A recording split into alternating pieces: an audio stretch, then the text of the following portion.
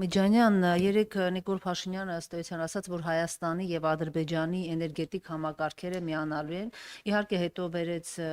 այսպես բենզինի, գազի, չգիտեմ, ցորենի Ադրբեջանի այսպես տարածքով գալը, իհարկե դա արդեն այլ հարց է, դա էներգետիկ համակարգի հետ կապ չունի, բայց այսպես հաշվի առնելով այն, որ օրինակ հետքը պարզել էր եւ վաղուց էր դա հայտնի, որ այսպես ասած Արևմտյան Ադրբեջանի 300,000 ադրբեջանցիների վերադարձը այսպես Ալիևի կողմից ֆինանսավորվող, այսինքն պետական ապարատից ֆինանսավորվող գործընթաց է եւ արտաքին հետախուզության ծառայության զեկույցն էլ ըստ էության այդտեղ վտանգներ տեսել էր, այս համատեքստում որքանով է այսպես իրատեսական, որ եթե իսկապես կայանա այդ էներգետիկ համակարգի միացումը եւ մի օր օրինակ, չգիտեմ, Ադրբեջանը որոշեն, որ եթե չեք կատարում այս պահանջը, ցույց չեք տալիս մեր բնակչությանը գա տեղավորվել Հայաստանում, մենք էներգետիկ կոլապսի մեջ ենք պահում Հայաստան։ Այսպիսի հեռանկար, որտեղ նայեք ուրիշ բան է, որ լրատվամիջոցներն են պարզում, բայց երբ Հայաստանի արտաքին հետախուզական ծառայության զեկույցն է դա ասում, նշանակում է, որ սրա վրա պետք է ուշադրություն դարձնել։ Շնորհակալություն, փորձեմ կարճ պատասխանել։ Ուրեմն առհասարակ այդ արտաքին հետախուզության զեկույցը ինքը շատ ծիծաղալու պատմություն է։ Երեք Փաշինյանն էլ ասաց, ասում է, այդ արտաքին հետախուզության ծառայությունը վարչապետին ենթարկվող կառույց է, ինչի համար մեկնաբան է։ Շատ խնդալու է, այս ոնց որ ձախ ձեռքով աջ ձեռքդ շոյես։ Այսինքն ձախ ձեռքով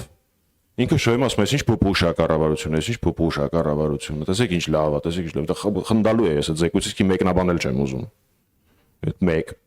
Երկրորդ, այդ էներգետիկ համակարգերի միացնելու հետ կապված կարող է մի օր էլ բանակները միացնի։ Կարող է ասի օպտիմալ ծախսերը կազմակերպելու համար եկեք Հայաստանի եւ Ադրբեջանի զինված ուժերը միացնենք իրար։ Մոտ նույն տրամաբանությունն է, այսինքն ես հիմա պետք է բացատրեմ ինչ ստրատեգիական կարևորություն ունի էներգետիկ համակարգը, ինչքան վտանգավոր է դա։ Սիրելի քաղաքացիներ, օքեյ եք մեր էներգետիկ համակարգի, այսինքն լույսի ռուբիլնիկը տալ ադրբեջանցիներին։ Ես օքեյ չեմ։ Այստեղ նստած էին մարդիկ, որոնք օքեյ էին։ Երեք էլ ժամանից խոսել եմ մի մարդ, որը օքեյ էր։ Իմ համար դա անկալելի է։ Այս ամբողջ process-ները իմ գործընկերներից մեկը երեք դրա մասին խոսեց։ Շատ էական է կարդալ ոչ թե թուղթը, որի մեջ 16 անգամ ինքնիշխանություն բառն է գրած, այլ օրինակ իմ գործընկերոջ երեկվա բացահայտած փաստը, որին Արարատ Միրզոյանը բացարձակ չպատասխանեց։ Ինքնիշխանություն, բայց այդ ընթացքում Ամերիկայի Միացյալ Նահանգների բարձրաստիճան տնտեսական ոլորտի պաշտոնյան գնացել է Ադրբեջանի հետ քննարկում պետական ուշադրություն, պետական ադրբեջանական ներդրումները ԱՄՆ-ն մասնավոր ընկերություններում, որոնք զբաղված են լինելու թրիփով։ Այսինքն, տեսեք ինչ սիրուն է թղթի վրա։ Թղթի վրա 20 քանի տոկոսը Հայաստանինն է, 70 քանի տոկոսը Ադրբեջանին է։ Բայց երբ որ մի քայլ ներքև ես գնում, պարզվում է այդ Ամերիկայի 70 քանի տոկոսի իրական տերերի վերաբերյալ այս պահին Ադրբեջանի հետ քննարկումներ են գնում, ու ես Ամերիկայի Միացյալ Նահանգներին մեղադրելու ոչ մի իրավունք չունեմ։ Ես մեղադրելու իրավունք ունեմ բացառապես Հայաստանի Հանրապետության այսպես կոչված կառավարությանը։ Մեկ էլ վերջին նախադասությամբ, այստեղ անդրադարձ կատարվեց Հռիփսիմե Հունանյանի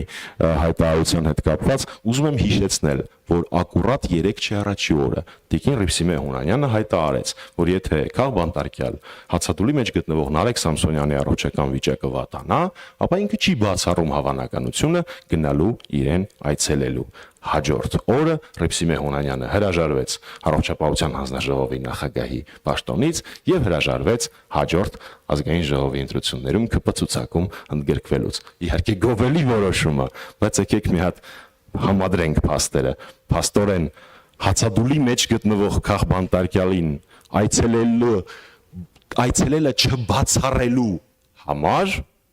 ակնհայտ տրամաբանությամբ Տիկին Հունանյանը զրկվեց իր պաշտոնից եւ հետագայում պատգամավոր դառնալու հնարավորությունից ԿՊ ցուցակով։ Շնորհակալություն։ Շնորհակալ ենք։